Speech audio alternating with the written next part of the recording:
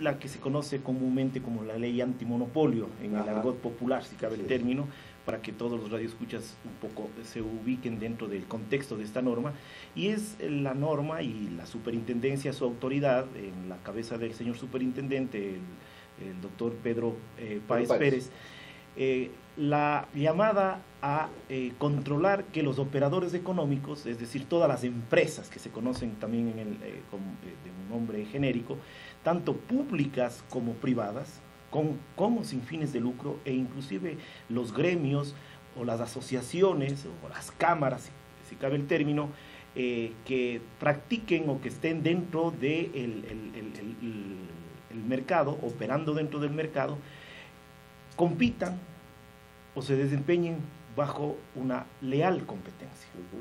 Que no existan justamente los abusos de los operadores económicos que tienen poder de mercado, que no se realicen acuerdos de carácter colusorio, que no haya prácticas reñidas justamente con esta leal competencia que afectan en una primera instancia a los propios operadores económicos, es decir, a las empresas, en segunda instancia al Estado. El Estado es el principal operador económico dentro de cualquier Estado, valga la redundancia, puesto que es el que más demanda bienes y servicios por su naturaleza, por el tema de la obra que el propio Estado realiza dentro de su función, y en último término, pero no por eso el menos importante, sino más bien el más importante, son los consumidores, las consumidoras, los que terminan siendo afectados cuando existen estas distorsiones dentro del mercado por parte de los operadores económicos. Y cuando me refiero a los consumidores, un poquito para aclarar, no me refiero solo al consumidor final,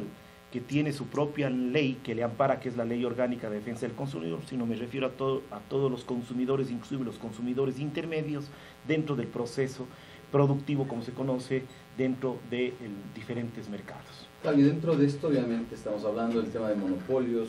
Algunos actores económicos que están en ese orden han planteado que realmente en el Ecuador no existe monopolios.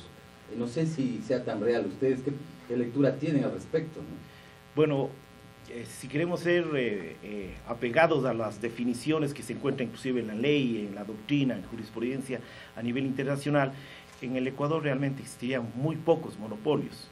Lo que existe son grupos de poder económico que están operando en diferentes instancias o en diferentes mercados, y la ley prevé también el control de estos grupos económicos en tanto en cuanto en cada uno de los mercados en donde operan generen estas distorsiones, generen estos abusos. Ahora, el monopolio, no por ser monopolio ya es malo per se. Hay que entender que muchas veces las estructuras de los mercados en cada uno de los países responden a ciertas condiciones en donde muchas veces el monopolio es el ente más eficiente, y por eso inclusive existen los llamados monopolios naturales que terminan siendo más eficientes que si existieran más de dos operadores dentro de ese mercado.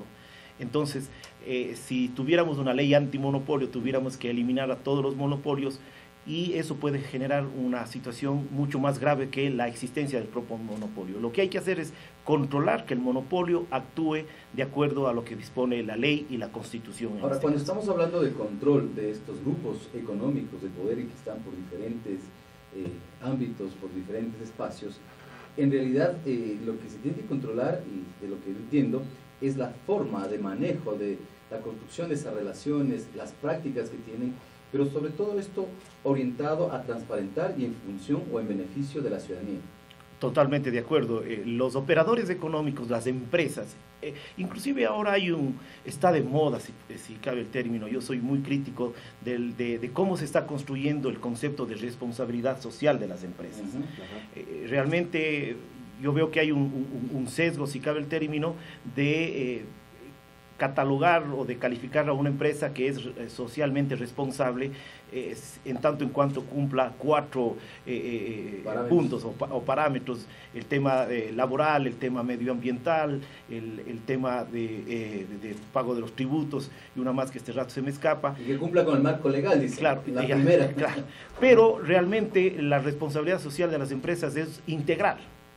Una empresa que cumpla esos cuatro parámetros puede estar incumpliendo otros, y ya no podría ser una empresa socialmente responsable, porque efectivamente la afectación es hacia la sociedad.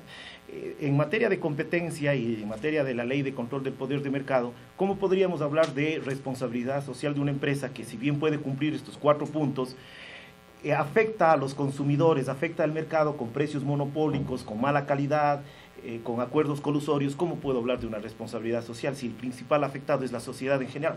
Y aquí, bien vale, doctor Alvarado, poner un ejemplo claro de lo que sucede en la vida real. Y yo, por ejemplo, considero que hay un monopolio en el manejo de las telefónicas celulares, no digo nombres. Hay una que prácticamente acapara todo el mercado, y hay otra que está en el término medio, y una estatal que tiene el mínimo del mercado, pero no precisamente brindan un servicio eficiente, o engañan inclusive en el planteamiento de sus propuestas, de sus ofertas. Pero yo no veo que se controle eso, y es un poder gigantesco. Bueno, conceptualmente, como le decía, no podríamos hablar de un monopolio porque estamos hablando de 3 operadores dentro. Sí, pero hay una que abarca casi todo el mercado. Ahora, ahí sí quiero ser muy claro, y porque lo dice la ley. Esta ley no viene a sancionar el poder de un operador dentro de un mercado que lo puede ganar de manera leal, y eso es lícito, lo garantiza la propia Constitución y obviamente la Ley Orgánica Regulación y Control del Poder del Mercado. Lo que se sanciona o lo que se controla y lo que se tiene que corregir en bien del mercado en donde está este operador económico con poder y de la sociedad en general es el abuso de ese poder. Precisamente nuestro país era uno de los pocos países en América Latina, y por qué no decir a nivel mundial, que no contaba con este instrumento jurídico económico.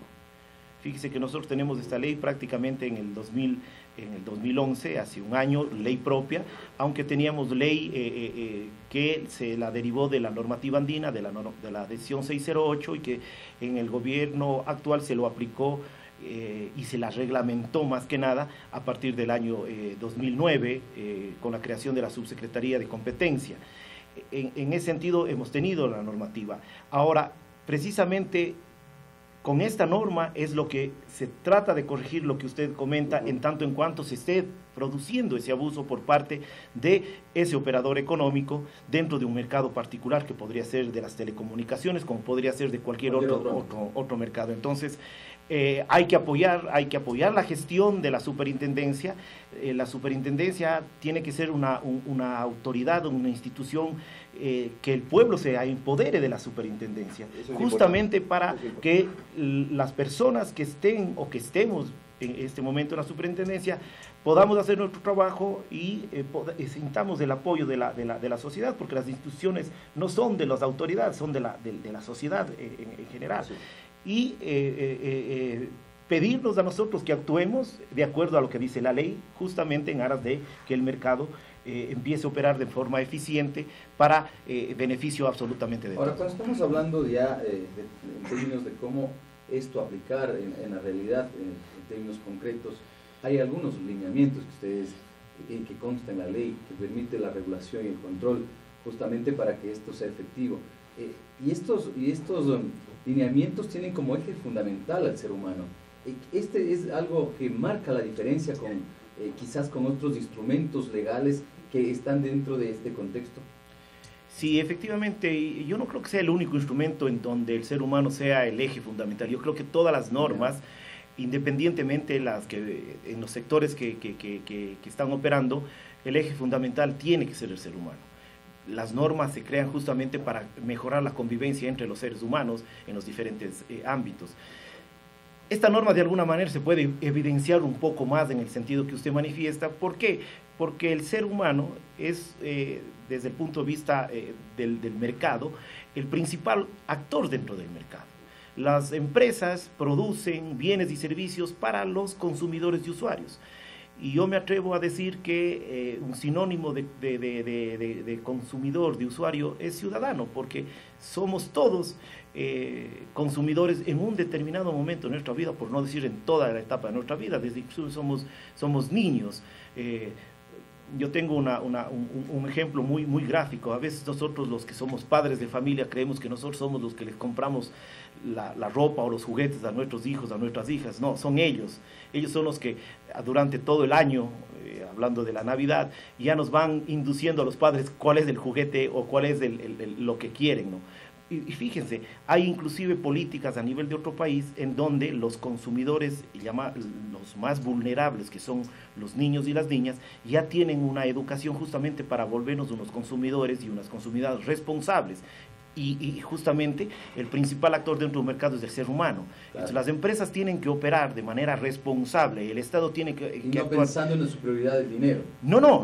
Sino acá el ser humano como tal. Justamente al ser humano, ¿para qué? Para que se cumpla inclusive lo que dice la Constitución, que tengamos un buen vivir, un vivir de la mejor manera, de acuerdo inclusive a nuestra economía. No se necesita tener grandes cantidades de dinero para tener un buen vivir, pero sí que no seamos abusados y que víctima de este abuso se incrementen los precios, baje la calidad y yo no tenga mi capacidad de decidir o de elegir, que es un derecho inclusive de carácter fundamental. Para ir cerrando este diálogo con el doctor Fausto Alvarado, nosotros queremos obviamente decir que esta ley orgánica de regulación y control del poder del mercado realmente genera un cambio también de actitud, un cambio cultural realmente para ver que esto tenga efectividad. Pero aquí hay algo que es importantísimo y que algunos pensadores, obviamente, del ámbito de la economía, quieren hacer aparecer al mercado como algo en el cual prácticamente a veces hasta hay ingenuidad, digamos, sino que hay